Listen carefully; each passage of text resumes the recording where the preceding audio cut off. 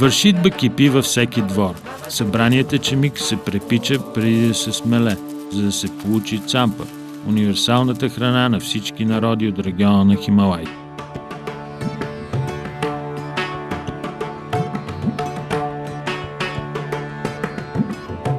Жътва е и за нас да пресеем и осмислим зърното от новото пътуване, което изглежда пак ни тегли в същата посока, към вечно търсената среща с самите нас и жадувания проблясък, че сме направили стъпка нататък, че нещо се е променило, че не сме същите.